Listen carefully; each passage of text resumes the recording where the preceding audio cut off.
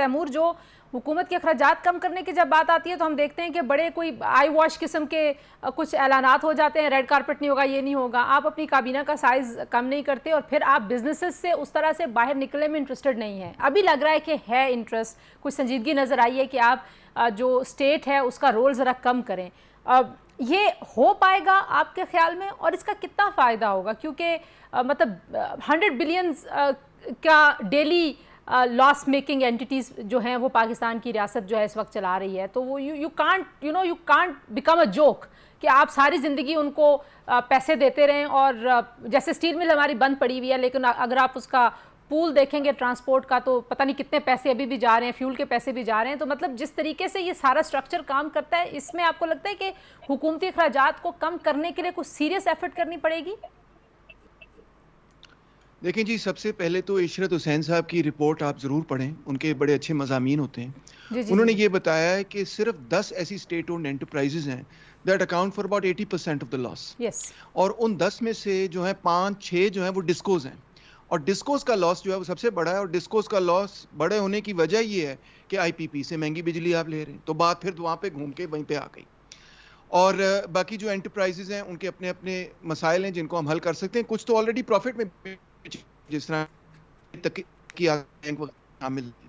اب حکومت جو پروپوزل لے کے آئی ہے وہ یہ ہے کہ انہوں نے تمام انٹرپرائزز کو, صرف لاس میکنگ انٹرپرائزز کو نہیں پرائیویٹائز کرنا, وہ کہہ رہے ہیں ہم نے تمام کو پرائیویٹائز کر دینا ہے. اس میں حکومت انٹر کرے گی into what is called the privatisation paradox.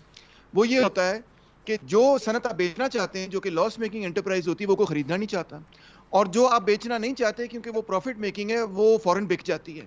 اور جب پروفٹ میکنگ والی چیز بک جاتی ہے تو آپ اپنا ایسٹ تو سے کچھ کما لیتے ہیں, مگر جو پروفٹ پہلے آ رہا تھا وہ تو آپ کما نہیں سکتے. Actually public finance long term میں آپ کا اور خراب ہو جاتا ہے.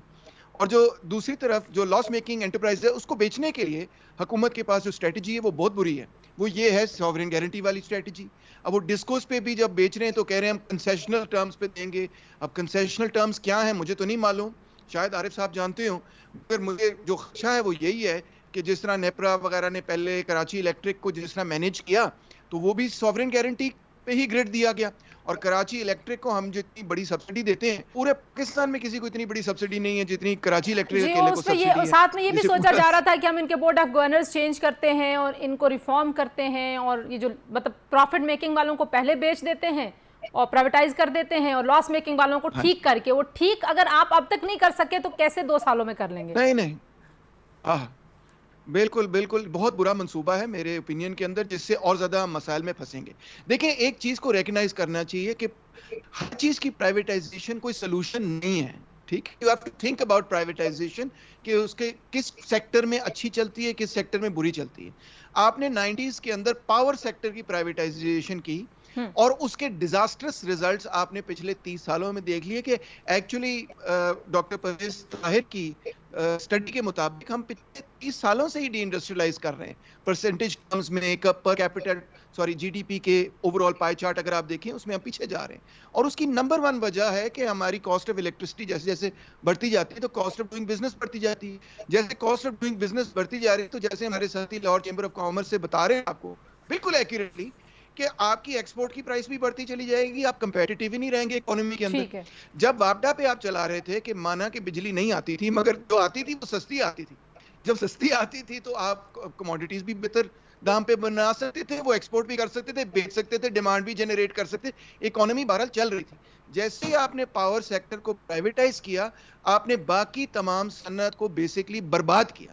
آئی پی پی جو اس وقت فل بہت اچھی سچویشن میں خوب پیسے کما رہے ہیں وہ, اور اکثر وہ پاکستانی ہیں, آپ کو یہ بھی پتہ ہی ہوگا اکثر وہ پاکستانی ہے. اب تو گورنمنٹ نے اپنی آئی پی پیز بھی کھولنی ہے اس مقصد کے لیے, مگر ان کا جو ریلیشن شپ ہے باقی انڈسٹری کے ساتھ وہ ایک پیراسٹک ریلیشن شپ ہے جس کے نتیجے میں وہ باقی انڈسٹری کو بالکل چوز کے تباہ و برباد کر رہے ہیں. یہ ریئلٹی. اچھا جو آخری بات یہ کہوں گا, سوری ایک آخری بات, ایک پلیز بات سن لیجئے, بڑی اہم بات. اب ہم یہ کہتے ہیں, یہ کو آ رہا ہے, اب ہم یہ کہتے ہیں کہ ہم یہ معاہدے نہیں توڑ سکتے چاہے یہ 20 سال کے ہوں یا 30 سال کے ہوں.